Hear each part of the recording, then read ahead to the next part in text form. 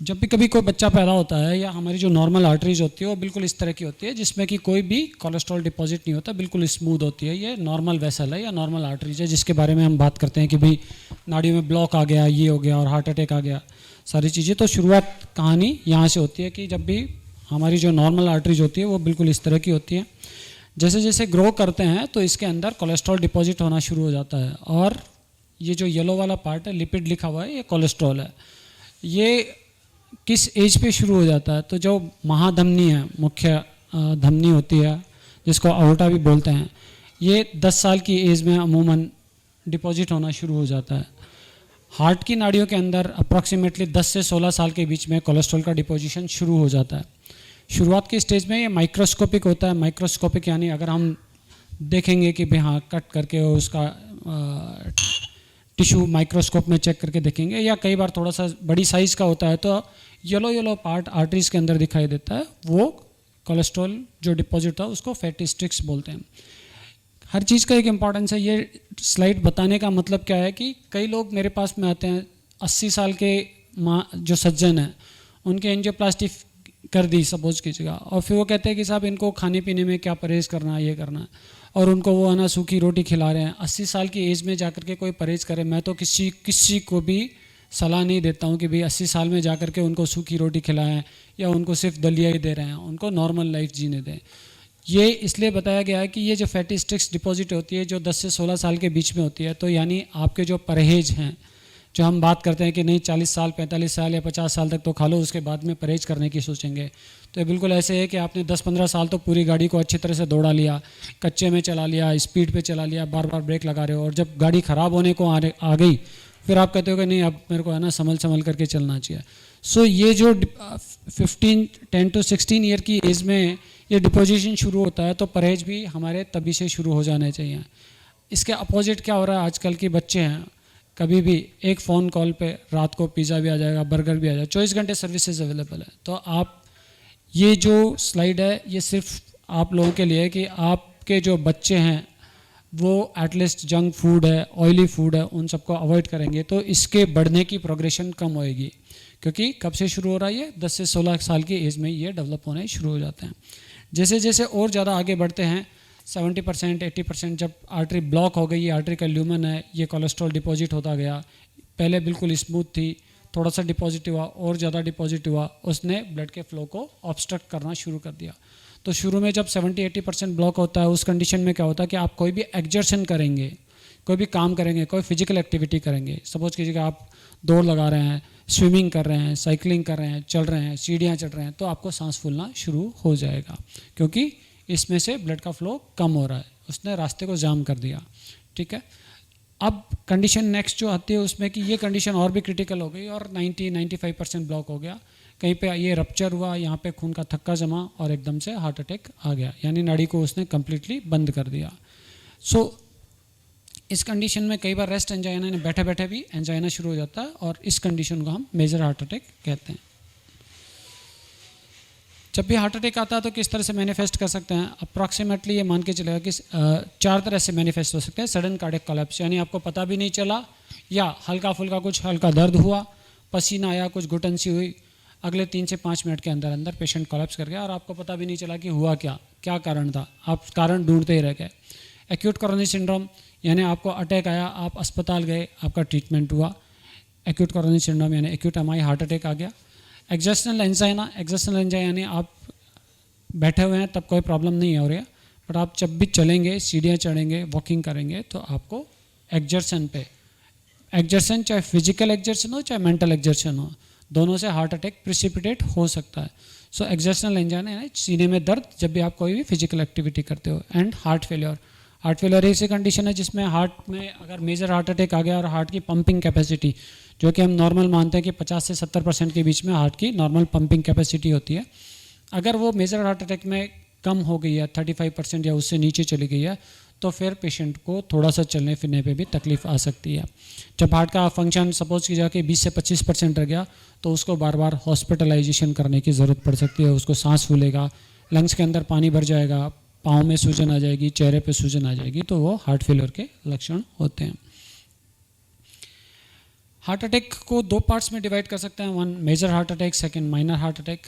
Major heart attack एक ऐसी condition है जिसमें कि अगर हमने टाइमली उसको ट्रीटमेंट नहीं किया तो हार्ट की जो सेल्स होती है, मसल्स होती हैं, वो डेड हो जाती हैं और वो परमानेंट होती है, यानी एक बार अगर डेड हो गई हैं तो उसका इलाज नहीं होता, वो ख़त्म हो गई हैं।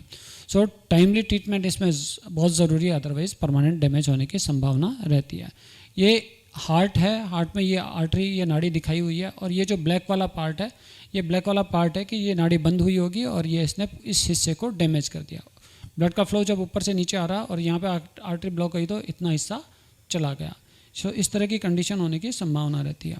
Then second condition is minor heart attack. Minor heart attack में परमानेंट हार्ट के अंदर डैमेज नहीं होता है, बट होता क्या है कि ये सिग्निफाई करता है या सिग्नल देता है कि भाई हाँ कुछ प्रॉब्लम चल रही है और आपको जल्दी से जल्दी इस चीज़ को ट्रीट करना चाहिए, अदरवाइज ये कंडीशन मेजर हार्ट अटैक में कभी भी कन्वर्ट हो सकती है। Heart attack and mortality. So जब भी कभी हार्ट अटैक आता है, अभी हमने शुरुआत की जो स्लाइड बताई थी उसमें बताया था कि sudden cardiac collapse. So sudden cardiac collapse होता क्या है और क्यों होता है? ये जो हार्ट अटैक के अंदर जो ईसीजी है ये बिल्कुल नॉर्मल चल रही है, आप देखेंगे तो ये यहाँ पे रिदम रेगुलर आ रही है।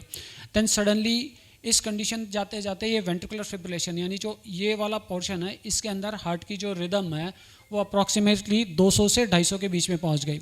आपका बीपी जो 110, 120, 140 के अराउंड रहता था, वो ऑल ऑफ सडन जब दिल की धड़कन 200-250 पहुंच गई है और हार्ट फिब्रिलेट करना शुरू कर देता है। नॉर्मल हार्ट की पंपिंग जस्ट लाइक इस तरह से होती है। कई बार आपने वीडियोस भी देखा होगा कि भैया नॉर्मल रिदम में वो कॉन्ट्रैक्ट कर रहा है। नॉर्मली 60 to 100 के बीच में हार्ट की रिदम होती है, पर जब फिब्रिलेट होता है तो उसकी जो मूवमेंट होती है बिल्कुल ऐसे फ्लिकर से करना शुरू कर देता है। उसकी इफेक्टिव पंपिंग जीरो हो जाती है, यानी कुछ भी आगे ब्लड पंप नहीं कर पाएगा। And suddenly with in next 15 to 30 seconds में बीपी जो 140, 150 इतना था वो 20-30 मिलीमीटर ऑफ मरकरी, ऊपर वाला बीपी 20-30 तक चला जाता है। कुछ देर तक, कुछ सेकंड्स तक तो बॉडी अपने आप को मेंटेन करने की कोशिश करती है। अगले 30 सेकंड, 35 सेकंड, 40 सेकंड के अंदर पेशेंट सडनली कोलैप्स हो जाएगा, गिर जाएगा। और अगर ये रिदम वापस से नॉर्मल वे में नहीं आती है तो पेशेंट अगले 3 से 5 मिनट के अंदर कोलैप्स हो गया, ख़त्म हो गया। किसी तरह से आपने उसको बचा भी लिया तो उसका परमानेंट ब्रेन डैमेज हो जाता है, जिसको कि ब्रेन डेथ बोलते हैं। So acute heart attack is associated with 30% mortality, यानी हार्ट अटैक में 30% मॉर्टेलिटी होती है। उसमें से भी सबसे जो खतरनाक चीज़ होती है कि 30% मॉर्टेलिटी में से भी 50% यानी अप्रॉक्सीमेटली टोटल हार्ट अटैक के 15% केसेज ऐसे होते हैं जिसमें कि पेशेंट को हॉस्पिटल तक जाने का या मेडिकल असिस्टेंस लेने तक का भी टाइम नहीं मिलता है। और 15% मॉर्टेलिटी विद इन 1 आवर हो जाती है, यानी हॉस्पिटल तक भी नहीं पहुंच पाता है। सो जब भी कभी हार्ट अटैक के जैसे सिम्टम्स हो पेशेंट को, तो जितना जल्दी हो सके उतना जल्दी हॉस्पिटल तक पहुंचाने की, जहाँ पे कि थोड़ी फैसिलिटी हो, एटलीस्ट डिफिब्रिलेटर यानी डीसी शॉक देने की फैसिलिटी हो, ऐसे जगह पे उनको लेकर के जाना चाहिए।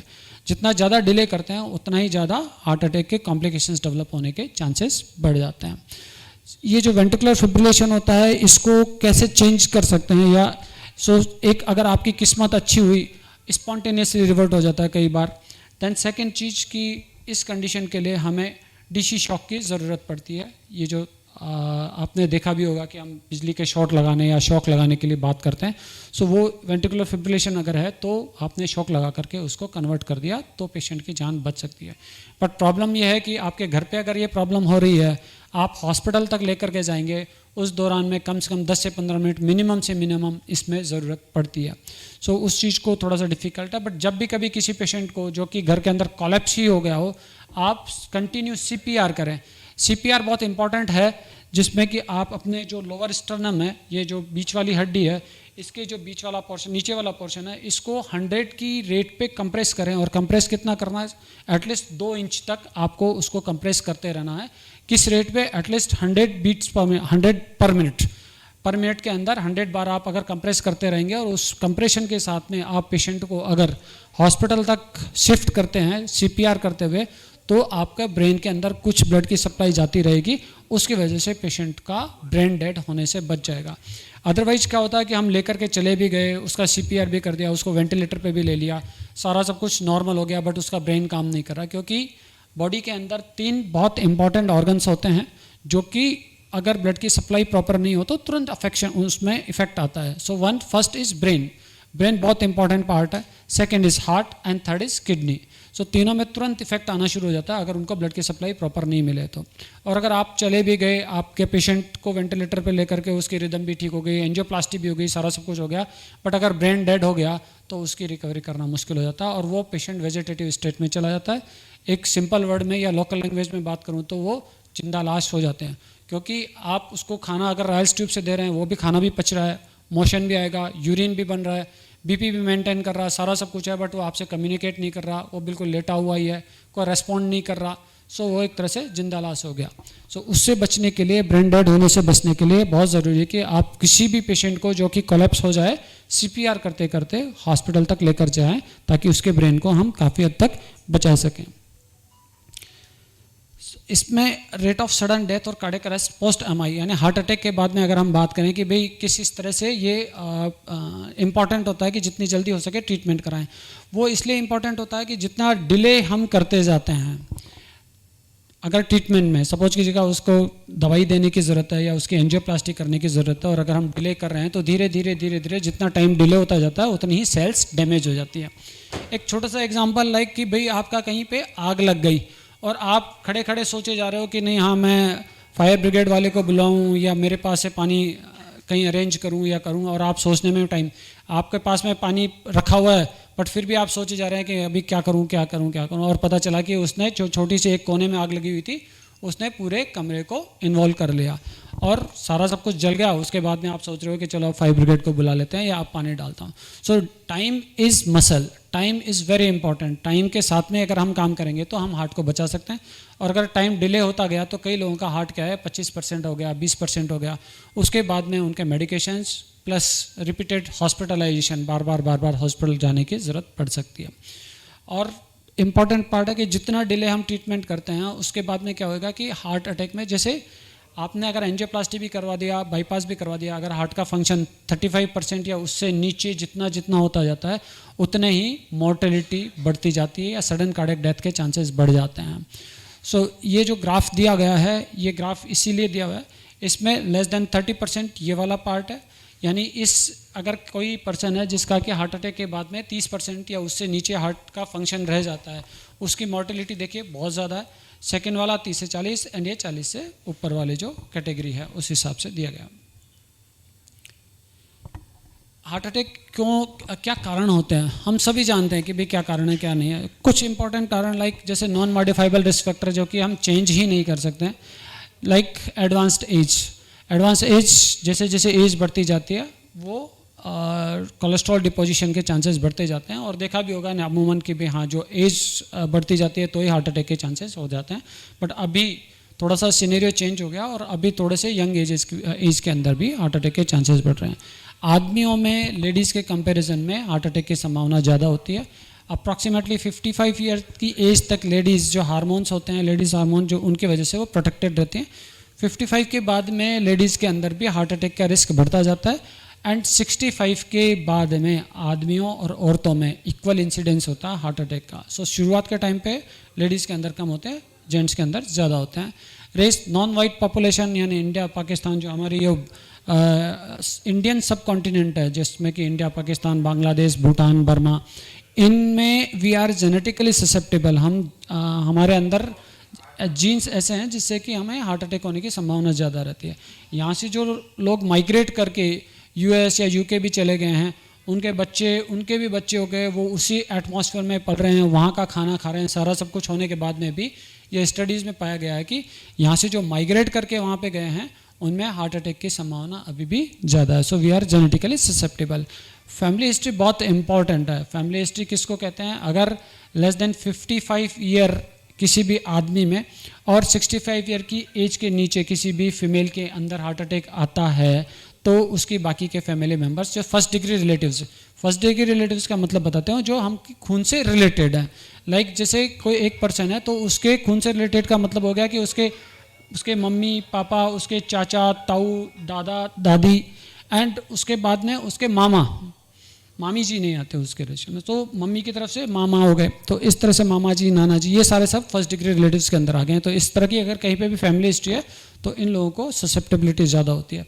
क्यों इंपॉर्टेंट है फैमिली हिस्ट्री? किसी के अंदर फैमिली में सपोज कीजिएगा 1%, 2% या 3% को हार्ट अटैक आ गया या लकवा आ गया सपोज कीजिएगा, तो बाकी लोगों को सचेत हो जाना चाहिए और कम एज पे ही उनको अपने इन्वेस्टिगेशंस करा करके चेक करके देखना चाहिए। कोई भी अगर करेक्टेबल थिंग है जिसको हम करेक्ट करके मॉडिफाई कर सकते हैं या कंट्रोल कर सकते हैं तो उसको डेफिनेटली करना चाहिए।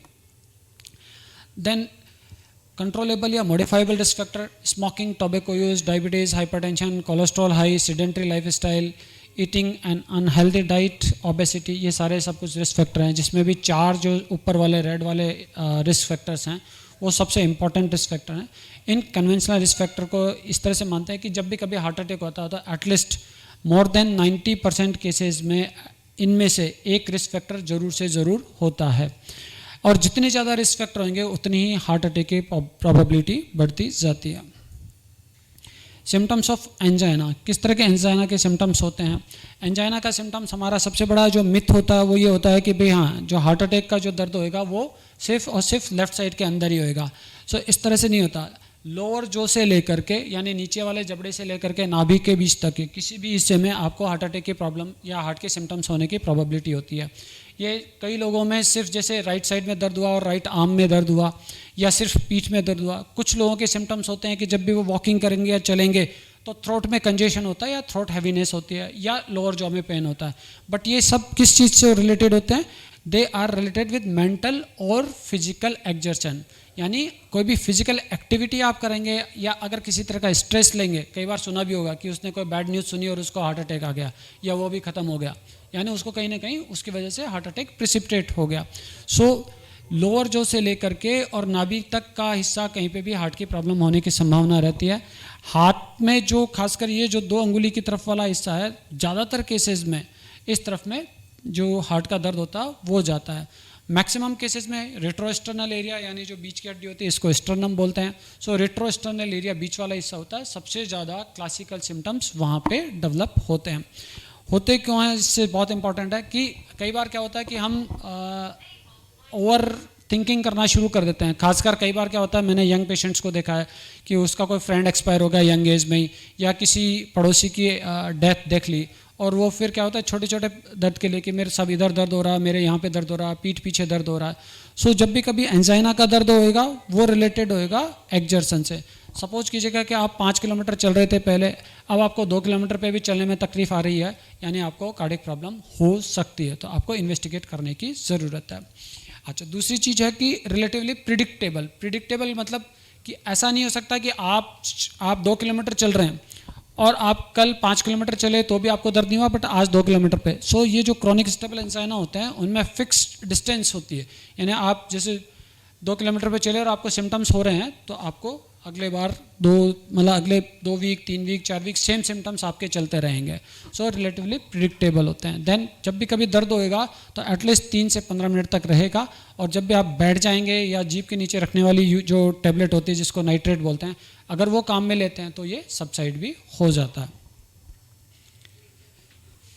एक और टर्म है वॉक थ्रू एंजाइना। सो बहुत सारे लोग ये सिम्टम्स लेकर के आते हैं। वॉक थ्रू एंजाइना हो गया कि जब भी पेशेंट वॉकिंग स्टार्ट करता है तो शुरू के आधा किलोमीटर 1 किलोमीटर चलने के बाद में उसको थोड़े से चेस्ट हैवीनेस, घबराहट, घुटन, इस तरह की चीज़ महसूस होएगी। वो पेशेंट थोड़ी देर 5 मिनट 10 मिनट के लिए आराम करेगा। उसके बाद में वो आराम से अगले 4 किलोमीटर 5 किलोमीटर चलने पे भी उसको कोई तकलीफ महसूस नहीं होती है। सो वॉक थ्रू एंजाइना नहीं, इनिशियली कम एक्सर्शन पे भी उसके सिम्टम्स डेवलप होने शुरू हो जाते हैं, बट उसके बाद में थोड़ा सा रेस्ट लेने के बाद में वो आराम से उससे कई गुना फिजिकल एक्टिविटी आराम से कर सकता है। That is known as walk through angina. Then एक और है term that is known as post prandial angina. Post prandial angina होता है कि पेशेंट भूखे पेट कितनी भी फिजिकल एक्टिविटी कर सकता है। भूखे पेट वो आराम से 5 किलोमीटर भी चलेगा, बट खाना खाने के बाद में अगर वो चलेगा तो उसको चेस्ट हैवीनेस या चेस्ट एक्सर्शन सफोकेशन सा महसूस होएगा। That is post prandial angina. Post यानी बाद में, प्रेंडियल यानी रिलेटेड टू फूड, है ना। सो खाना खाने के बाद में जो एंजाइना डेवलप हो रहा है that is known as post prandial angina. Non cardiac chest pain जो मैंने अभी डिस्कस किया था कि जो कई पेशेंट्स क्या है कि ओवर थिंकिंग करना शुरू कर देते हैं, उनका एंग्जाइटी डेवलप होना शुरू हो जाती है। सो जो पेन बिल्कुल शार्प हो, पिन पिक टाइप का हो, फिंगर पॉइंटेड हो कि भाई हाँ मेरे को तो यहाँ पे दर्द हो रहा है या सिर्फ इसी पॉइंट पे दर्द हो रहा है, या जो कि लंबी सांस लेने पे, झुकने पे, खांसने पे दर्द होता है। जो पेशेंट के दर्द जो होता है वो कई दिनों तक रह रहा है, 5-5, 6-6 दिन तक लगातार कंटिन्यूस पेन, राइट। या सपोज कीजिए कि कुछ सेकंड्स के लिए रहा फिर मिट गया, फिर कुछ सेकंड के लिए हो रहा फिर मिट गया। सो उस तरह का जो दर्द है वो कभी भी हार्ट से रिलेटेड नहीं होता है। जो पोजिशनल यानी आप किसी पर्टिकुलर पोजीशन पे या आप बैंडिंग यानी झुक रहे हो, आप पीछे झुक रहे हो, वो भी हार्ट का दर्द नहीं होता है।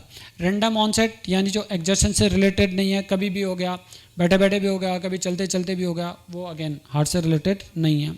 सेकंड्स वाला दर्द जो कि कई दिनों तक या कई घंटों तक रहे, वो भी हार्ट का दर्द नहीं है। And variable response to nitroglycerin, nitroglycerin यानी जीभ के नीचे जो आइसोडिल या सॉर्बिटेट टैबलेट है वो लेने से उसमें कोई फर्क नहीं आता है। रेस्टिंग ईसीजी कई बार जो कैंप्स वगैरह होते हैं उसमें मैंने देखा है कि पेशेंट या जो जनरल पब्लिक आती है वो आती है सीधे ईसीजी कराती है, डॉक्टर के पास में जाती है और ईसीजी दिखा कर कहते हैं डॉक्टर साहब ये ठीक है ना, और हम कहते हैं हाँ ठीक है, और वो पकड़ते हैं अच्छा सब कुछ ठीक है चलो जी। सो रेस्टिंग ईसीजी हमेशा ये मान के चलेगा कि अनटिल अनलेस किसी को मेजर हार्ट अटैक नहीं आता है, resting ECG will be normal. Even in acute MI setting, acute heart attack में भी 5 से 10% केसेज में इनिशियल ईसीजी नॉर्मल हो सकती है। तो जहाँ पे भी हमें लगता है कि हाँ इनके टिपिकल सिम्टम्स है, हार्ट अटैक के सिम्टम्स हैं, उस कंडीशन में हम जनरली रिपीट ईसीजी चेक करके देखते हैं कि भाई रिपीट ईसीजी जो 20 से 30 मिनट बाद में करते हैं कि भाई और चेंजेस तो डेवलप नहीं हो रहे हैं। सो ईसीजी जनरली क्या हुआ कि भी जब भी हम ईसीजी लेते हैं क्या होता है कि हम सीधे लेटे हुए होते हैं, रेस्टिंग कंडीशन में होते हैं, हमारे इलेक्ट्रोड्स लगा दिए और ईसीजी ले लिए। बट आपके सिम्टम्स कब हो रहे हैं, आपके जब भी सिम्टम्स हो रहे हैं आप एक्सरसाइज कर रहे हो या फिजिकल एक्टिविटी कर रहे हो, तो सेम चीज़ को रिप्रोड्यूस करने के लिए कि भाई आपको चलने फिरने में, सीढ़ियाँ चढ़ने में, इन्हीं काम में आपके सिम्टम्स डेवलप हो रहे थे, तो ट्रेडमिल टेस्ट एक ऐसा ऑप्शन है जो कि आपकी फिजिकल एक्टिविटी से कॉरेलेट करता है। यानी आप उसमें भी एक्सरसाइज करेंगे और उस वक्त पे आपका ईसीजी इस मॉनिटर पे आता रहता है कि भाई हाँ इसमें कुछ प्रॉब्लम आ रही है या नहीं आ रही है। कई लोग क्या करते हैं कि कहते हैं कि जी मैं तो रोज़ ही है ना, मेरे घर में ट्रेडमिल टेस्ट है, ट्रेडमिल की जो मशीन है वो है और मैं रोज़ वहाँ पे ट्रेडमिल टेस्ट करता रहता हूँ, मेरे तो कोई प्रॉब्लम नहीं है। बट एक वर्ड सुना होगा silent ischaemia, silent heart attack का तो नाम सुना ही होगा, साइलेंट इस्कीमिया भी उसी तरह का है बिल्कुल। सो कई बार क्या होता है कि पेशेंट के सिम्टम्स डेवलप नहीं होते हैं बट ईसीजी के अंदर खराबी आती रहती है और कई बार बहुत ज़्यादा खराबी आती रहती है। सो ट्रेडमिल टेस्ट आप घर पे कर रहे हो वो ठीक है, उसमें आपके जो घर पे ट्रेडमिल कर रहे हैं उसके अंदर ईसीजी नहीं आ रही है, और ईसीजी बहुत इंपॉर्टेंट चीज़ है। अगर ईसीजी में मॉडरेट या सीवियर सिग्निफिकेंट चेंजेस हैं तो भी वो आपको सजेस्ट करती है कि आपके हार्ट की प्रॉब्लम होने की पॉसिबिलिटी है। Then second thing, treadmill test कई बार क्या होता है इसकी जो एक्यूरेसी है दैट इज़ ओनली 70%। 30% केसेस में ऐसा होता है कि ये फॉल्स पॉजिटिव या फॉल्स नेगेटिव भी हो सकती है। फॉल्स मतलब इसका मतलब हुआ कि आपके अंदर बीमारी है बट टीएमटी नॉर्मल आ गई है, या आपके अंदर बीमारी नहीं है तो भी ट्रेडमिल टेस्ट पॉजिटिव आ सकता है। सो इसकी एक्यूरेसी वो 70% के अराउंड है। देन ट्रेडमिल टेस्ट करने के कुछ लिमिटेशंस है, जैसे कि किसी को सांस की प्रॉब्लम है, किसी के कुछ ऑस्टियोआर्थराइटिस है, घुटने चेंज हुए हैं, इन केसेस में कई बार प्रॉब्लम आती है ईसीजी करने के लिए। देन सेकेंड कि अगर आपको टिपिकल एंजाइनल सिम्टम्स हैं, आपको लग रहा है कि हाँ चलने फिरने पे घुटन भारीपन थोड़ा सा चलने में, तो प्रोबेबली इट इज़ बेटर कि भी आप ट्रेडमिल टेस्ट ना करवाएं, क्योंकि कई बार इमरजेंसीज क्रिएट हो जाती हैं।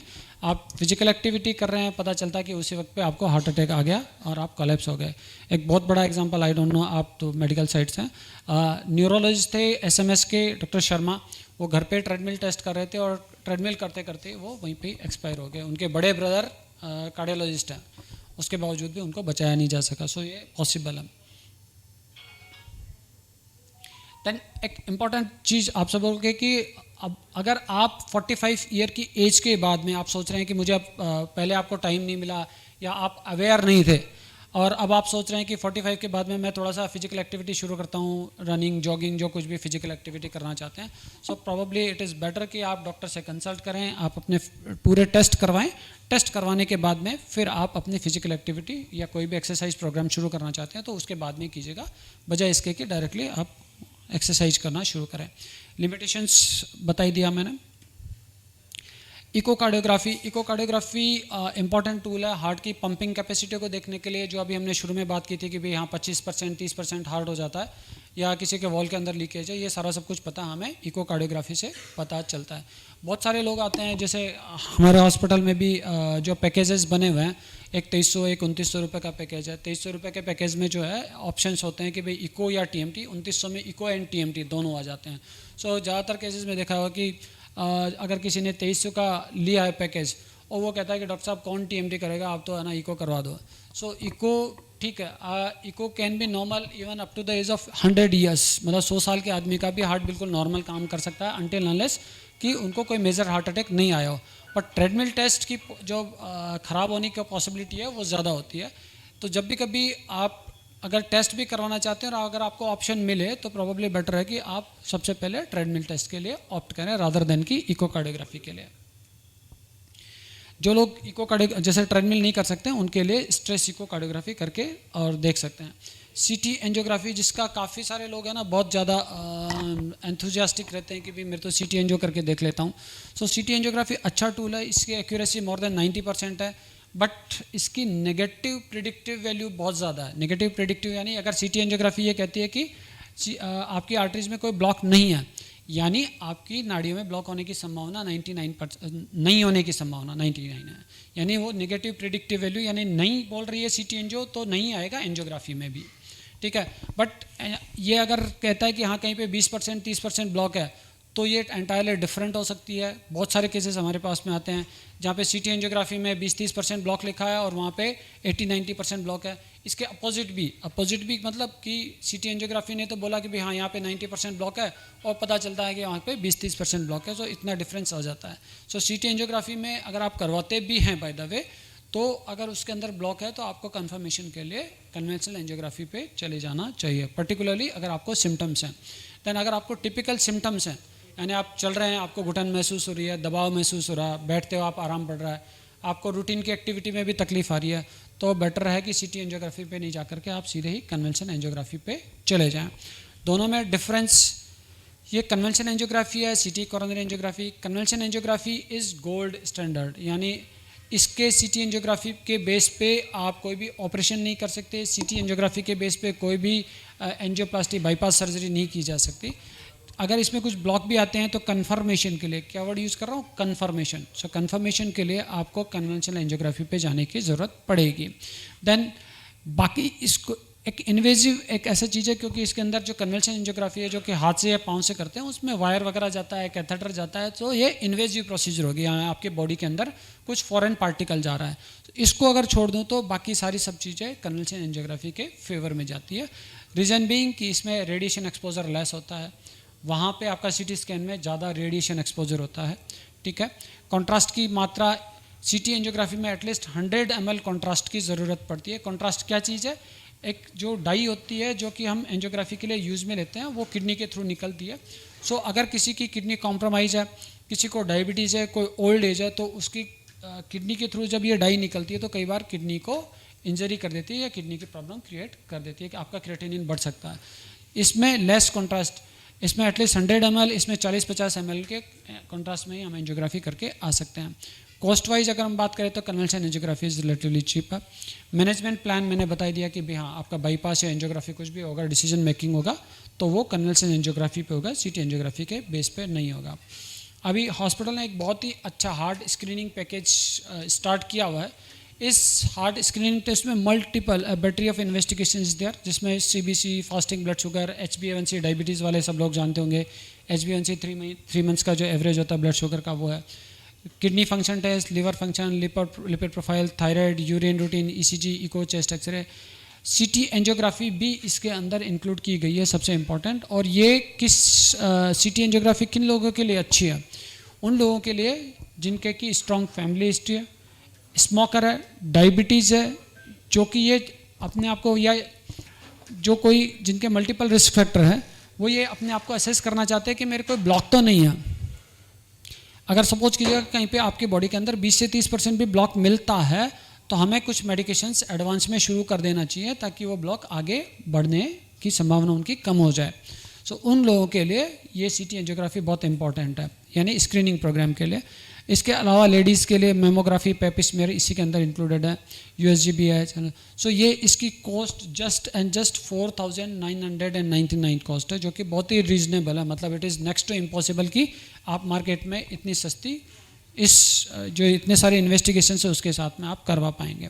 सो मार्केट में कॉस्ट इसकी अप्रॉक्सीमेटली 30,000 है, बट एक हेल्दी हार्ट स्क्रीनिंग जो आपका हार्ट हेल्दी रहे उस पॉइंट ऑफ व्यू से हार्ट स्क्रीनिंग पैकेज उन्होंने शुरू किया है, जो कि पब्लिक के लिए बहुत ही इंपॉर्टेंट है, और जो कुछ करवाना चाहे वो आराम से इसमें जा कर के करवा सकते हैं।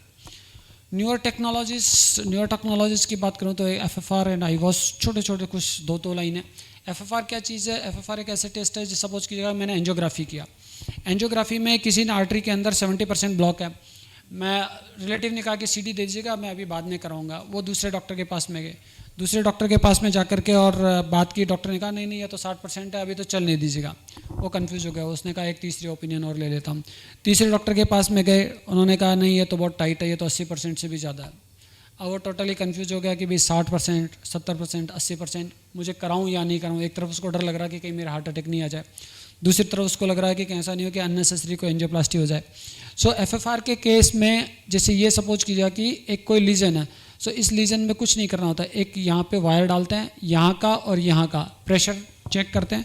अगर प्रेशर में डिफरेंस आता है और FFR की वैल्यू लेस देन 0.7 है, यानी आपका ये सिग्निफिकेंट है, आपको एंजियोप्लास्टी की ज़रूरत है, और अगर नहीं तो आपको मेडिकेशंस पे कंटिन्यू कर सकते हैं। और मेडिकेशंस पे के जो रिजल्ट्स हैं वो 90% लोगों को 5 साल तक FFR नेगेटिव, यानी जिसमें एंजियोप्लास्टी की ज़रूरत नहीं थी, सो 5 साल तक 90% लोगों को कोई प्रॉब्लम नहीं आई। सो एक FFR के टेस्ट से और क्या क्या फ़ायदे हो सकते हैं?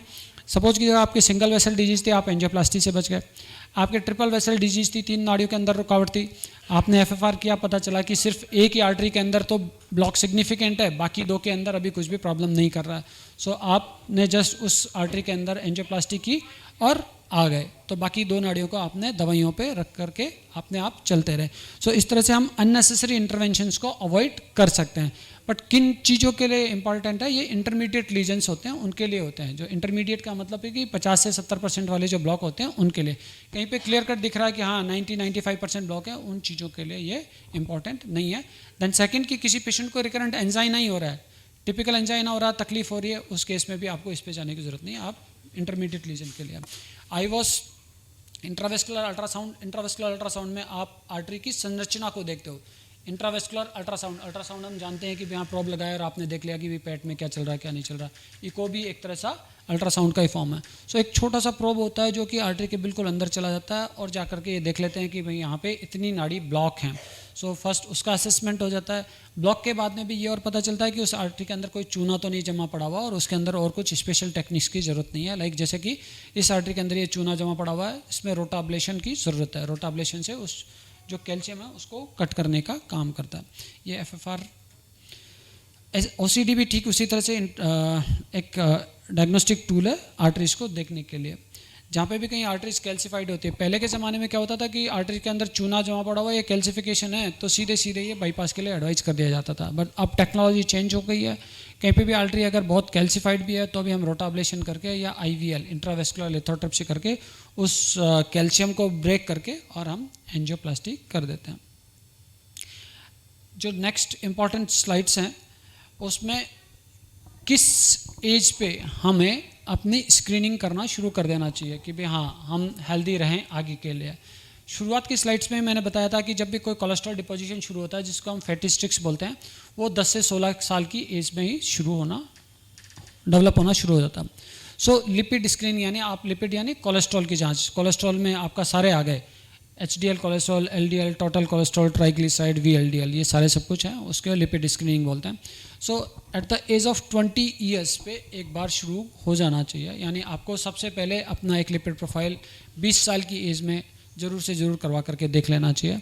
अगर आपका उस वक्त पे लिपिड प्रोफाइल एब्सोल्युटली नॉर्मल है, उस कंडीशन में आपको हर 5 साल के अंदर आपको कोलेस्ट्रॉल की जांच करवा करके देखते रहना चाहिए। सो 20 के बाद में 25, 30, 35, 40, 45, सो 45 साल तक हर 5-5 साल के इंटरवल पे, 45 साल के बाद में हर 1 से 2 साल के बीच में आपको लिपिड प्रोफाइल की जांच करवा करके देखते रहना चाहिए। 65 के बाद में हर साल में एक बार ज़रूर से ज़रूर कोलेस्ट्रॉल की जांच करवा करके देखना चाहिए। क्यों इम्पोर्टेंट? सपोज कीजिए कि आपका 20 साल पे या 25 साल पे आपको अपने कोलेस्ट्रॉल लेवल का पता चला कि ये तो बहुत हाई है, आपको इमीडिएटली मेडिकेशन शुरू कर देना चाहिए। साथ ही साथ आपका लाइफ स्टाइल मॉडिफिकेशन, जिसमें कि ऑयली चीज़ें वगैरह है वो कम करना, प्लस एक्सरसाइज, ये चीज़ें शुरू कर देना चाहिए। सो अर्ली डिटेक्शन इंपॉर्टेंट है किसी भी बीमारी का। अगर हम बीमारी का जल्दी पता कर ले तो हम उससे बच सकते हैं। इट इज़ लाइक कैंसर का अगर हम अर्ली स्टेज पे पता कर लेते तो पता चला क्योर हो गया, लास्ट स्टेज में जाके पता चला मेटास्टेसिस हो गया, इधर उधर फैल गया, मतलब ही नहीं, फिर आप है ना कुछ भी नहीं कर पाते हो। So same thing is here. Screening programme का मतलब ये होता है कि आप जितनी जल्दी किसी भी बीमारी को डिटेक्ट कर सकें तो उसका हम ट्रीटमेंट इनिशियली स्टेज पे ही ठीक कर सकते हैं।